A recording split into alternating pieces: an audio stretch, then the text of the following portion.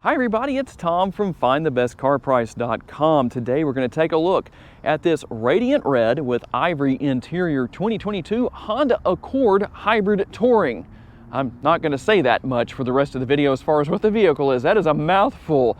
The sticker price on this model is $38,600. And being the touring trim level, of course, you're going to have a lot of great features, such as the fog lights down there on the lower portion of the bumper. And of course, you're going to have this box right here, which is Honda Sensing. That's going to be collision mitigation, braking, road departure warning, lane keeping assist system, adaptive cruise control, all those good things. And here with the tires and wheels, you're going to have the 235/40 tires wrapped around those 19-inch wheels. I've had a lot of people tell me that those wheels look like, I can't remember if it was 17 or 18 model Accord wheels, but Honda tells me that isn't the case. They just look similar. It is what it is, whether you like it or not. But those do look very nice, very sporty looking wheels.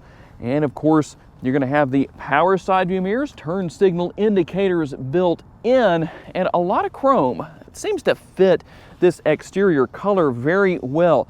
And let's take a quick look at the remote. I'm often asked about something we're going to answer right now. Does it have remote start? And as you can see right there, yes, it does. And one thing about this model of vehicle, it doesn't lose any cargo capacity whatsoever. Still going to be 16.7 cubic feet. But the one thing it does lose is a spare tire. You will find a tire repair kit as opposed to the spare tire. Of course, you could add that back if you wanted to. Those releases I just pulled on are for lowering these rear seats. Let me release the seat belts so I can at least lower down one side and show you how that works. And again, on this touring trim level, what are you going to get in the back seat here? At least as far as what your passengers will experience, you're going to have the dual air conditioning vents and of course the USB ports, and honestly quite a bit of leg room. Very comfortable back here, to say the very least. And on this front wheel drive Accord, you're going to find the 2-liter 4-cylinder and of course the electric motor underneath the hood here, making the hybrid combination work. 212 horsepower, 232 pounds-feet of torque, and another one of those areas where there are mixed reactions.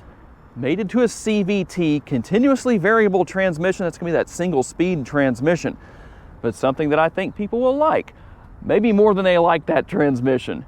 The gas mileage numbers: 44 miles per gallon city, 41 out on the highway, 43 combined. And according to Honda, for every 100 miles you drive this Accord, you should use 2.3 gallons of gas. All right, let's take a look into the main area of interest, at least for owner and driver. The front seat area. Of course, you're going to have seat memory on this touring trim level of the Accord Hybrid. So that's nice to know. 2 different settings for that, and everything you would expect to see here. Settings for your side view mirrors, child safety locks, all that good stuff. And something else that you have here on the touring trim level, that heads-up display among many other features. Even though it's manually adjustable, it is still adjustable. The tilt and telescopically adjustable steering wheel, and of course power seats as well. Very comfortable whether you sit in the front or sit in the rear. It really doesn't matter where you sit. Heated and ventilated seats. We actually need those heated seats today. It is a little bit on the warm side. I'll turn that fan down. And taking a look here, everything you need to know, of course, about the car. What seat belts are fastened, what seat belts are not. You can see everything here. And what I'll do is run through some of the driving modes here. You can see when I go into sport mode, the trim will go to red. If I go to econ mode, it turns green. And just being in regular drive, of course, it will be white. And the steering wheel mounted controls, of course, everything, again, simple to figure out. You can turn the heads-up display on and off depending on what you want to do. I'm going to start the car here. I hope you can see the heads-up display. It's kind of hard to see on this angle, but maybe you can see it. It looks like you can. Hopefully you're getting a good view of that. And like I said, you can adjust the position and everything right here. Keep the camera in the right place depending on what you want to see. And of course, Honda's infotainment system, I really don't have to say much about that. Very easy to use, very easy to learn. Built-in navigation, another one of those questions that I get quite a bit. So I want to make sure that you know that it's there. And of course, you can adjust the brightness depending on what you want to do. If you want that to be dark for driving at night, maybe it's something new. That does take a little bit of getting used to.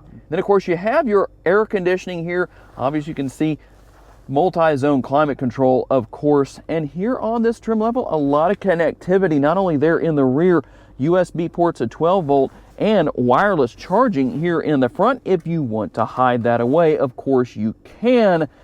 The push button shifter, kind of like the CVT, varying opinions from people on that. Tell me down in the comments if you like it and if you don't. And then of course you do have those multiple driving modes we talked about earlier. You go into drive, econ, sport, and then your power parking brake and brake hold mode that allows you to come to a complete stop when that is activated, and then you don't have to hold your foot on the brake. The car will lock the brakes until you push the gas pedal again. And as you can see, more connectivity down here and quite a bit of space in the console. You can remove this tray if you want to, or just leave it in place.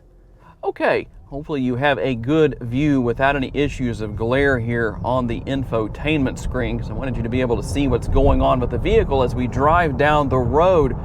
Acceleration is not a problem here. I mean, this isn't meant to be a high performance vehicle, but it most certainly isn't going to let you down when you need to get up to speed or pass a slower moving vehicle, maybe on a 2-lane road when it's safe to pass. And something else that I have to say here, I wish I could do a better job of showing this. I've done some first-person view videos, but it seems that people don't really like having that camera mounted to my head because it moves around so much. Let's hope this person's not going to pull out in front of us right there. We sure don't need that. All kinds of interesting things going on. People walking across the street in front of traffic because they're distracted and on their phone. Anyway, what I was going to say there before I got distracted by the mistakes people are making, I hope you can see that stuff through the windshield. The heads-up display, it's very bright. Of course, you can adjust the position, but that has to be one of the brightest I've seen. It helps that today is overcast. So I know I've driven these Accords before when it has been bright and sunny outside, but still, even at that, the heads-up display is one of the brightest I think I've seen in the automotive industry on any of the vehicles I have featured in the past that have that feature, that heads-up display. And of course, you also have the traffic sign recognition. You're going to see the speed limit sign. You know what the speed limit is when you're driving down the road with that.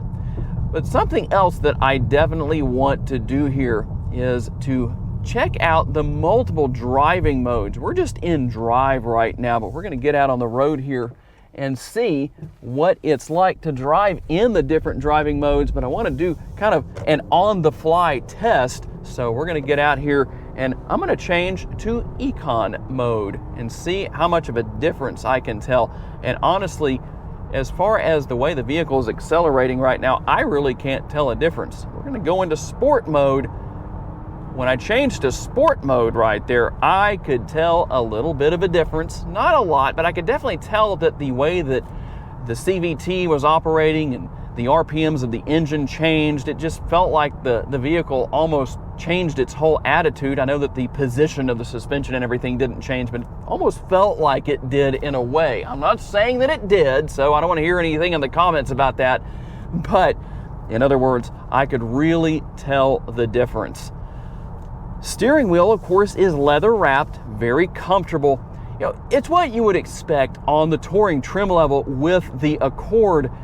Everything is nice. It's as nice as it can be from Honda. I mean, Honda has really stepped up their game over the years, and it's not that they've really lacked, but of course, they've really kind of kept up. And honestly, I think when they fix something or change something, improve something, they do a great job. In fact, I'll put it this way, Honda really has a reputation of improving things that didn't necessarily need improving, but yet they still pull it off. Not all car makers can boast of that.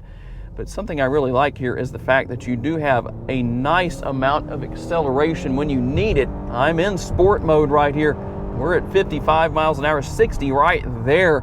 It didn't take long. Traffic moving very slowly around me, so a great opportunity to check that out and see what it does. Of course, you can hear the CVT doing its thing. That's one of the things about this particular vehicle being as quiet as it is. Ride quality is good as well. I like the balance of good working suspension and shocks along with comfortable seating. The front seat's comfortable. Of course, obviously I can't tell you what the back is like. Maybe we can do that sometime when I bring Kerry, my videographer, out with me. He can drive and I can actually sit in the back seat. I've said I was going to do that in the past. Maybe we can do that now. Let him drive and I can tell you what the rear seat experience is like as a passenger. But overall, I'm never disappointed in the Accords. And taking this corner, nothing aggressive, but I can tell you that the Accord handles very, very well. In fact, it really has kind of a nice balance of comfort, a hint of luxury, and yet a very sporty feel. That is the best way I can describe the Honda Accord. To learn more about the model in today's video, visit the link in the description for a detailed comparison between trims and pricing for the vehicle we featured or any vehicle you may be interested in. These pages feature information such as our recommended trim level based on price, value, and features. Thank you for taking the time to watch today's video. We look forward to seeing you next time.